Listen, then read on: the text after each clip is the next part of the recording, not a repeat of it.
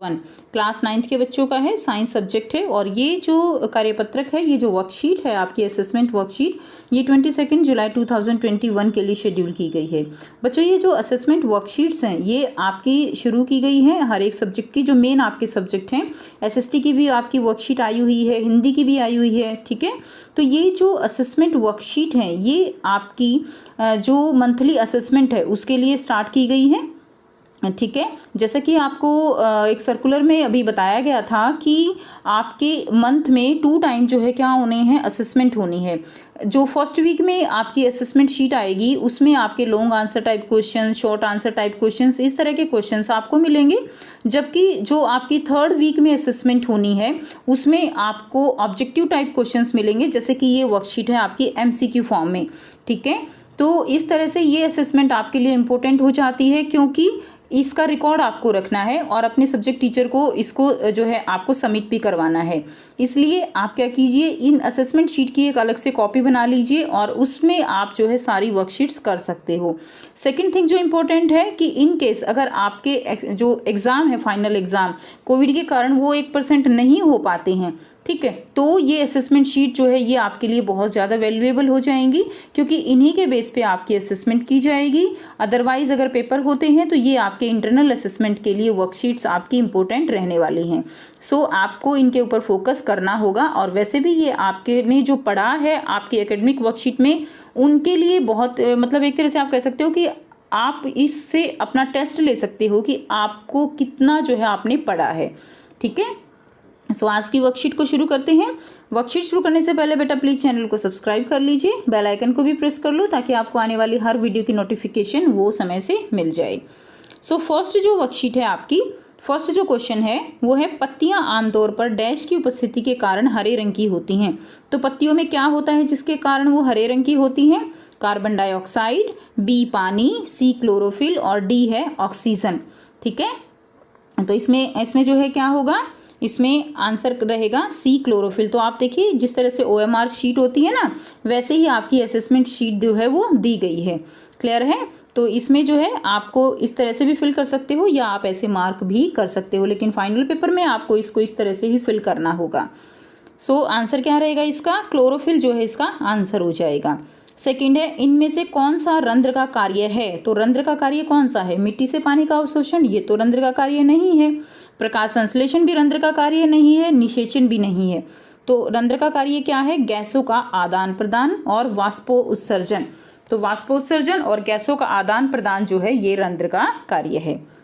Next देखिए, प्रश्न 3 है, जल प्रदूषण को कम करने के लिए निम्नलिखित में से क्या करना चाहिए? तो हमें क्या करना चाहिए? ए, नदी में कपड़े धोना, इससे तो जल प्रदूषण जो है कम नहीं होगा। जानवरों को नदी में नहलाना, इससे भी नहीं होगा। जल निकायों में निर्वहन से पहले सीवेज का उपचार, तो इससे जो है जल प्रदूषण कम होगा। नदी के किनारे कचरा फेंकना, ये भी गलत है। तो हमारा ऑप्शन क्या हो जाएगा? सी जो है वो हमारा यहाँ पे राइट ऑप्शन है। नेक्स्ट देखिए, प्रश्न 4 है, निम्नलिखित में से कौन जंतु कोशिका में उपस्थित होता है? एक कोशिका भित्ति, ये जंतु कोशिका में नहीं होती है, ये जो है किस में होती है? पादप कोशिका में होती है। बड़ी रिक्तिका, ये भी पादप कोशिका में है। कोशिका झिल्ली, ये जो है जंतु कोशिका में होती है। क्लोरोप्लास्ट भी पादप कोशिका में होता है, ठीक है। तो आंसर क्या रहेगा? सी जो है सही आंसर हो जाएगा। प्रश्न 5 है, सबसे बड़ी कोशिका कौन सी है? ए, कबूतर का अंडा, बी, बैक्टीरिया, सी, शुतुरमुर्ग का अंडा और डी है कपोल कोशिका। तो सबसे बड़ी कोशिका कौन सी है? सबसे बड़ी कोशिका है शुतुरमुर्ग का अंडा।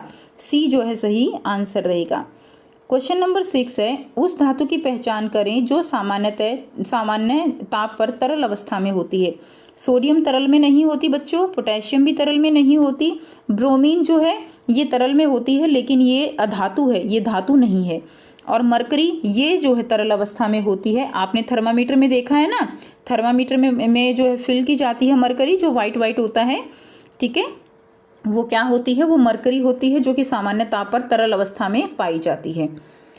नंबर 7, धातुओं को पीटकर पतली चादर में बदलने का गुण क्या कहलाता है? तन्यता कहलाता है, अदातवर्धिता कहलाता है, सोनोरस या चालकता।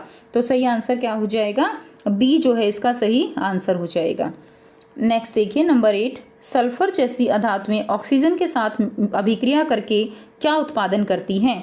तो सल्फर जैसी धातुएं ऑक्सीजन के साथ अभिक्रिया करके क्या उत्पादन करती हैं? देखिए सल्फर जो है वो ऑक्सीजन के साथ अभिक्रिया करके जो बनाती है वो ऑक्साइड बनते हैं, और ये ऑक्साइड जो है इनका नेचर कैसा होता है? इनका नेचर होता है अम्लीय।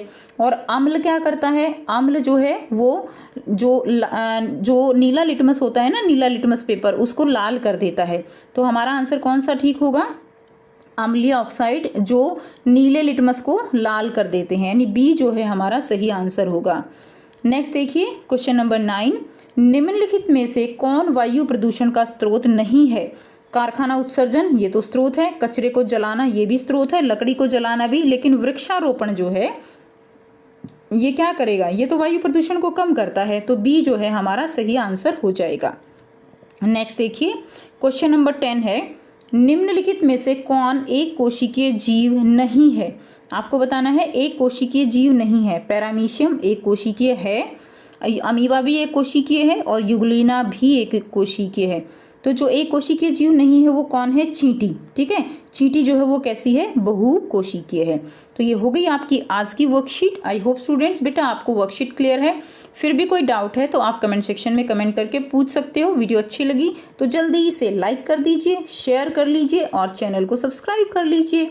So thanks for watching students. मिलते हैं नेक्स्ट वीडियो में इसी तरह की एक नई वर्कशीट के साथ। Take care.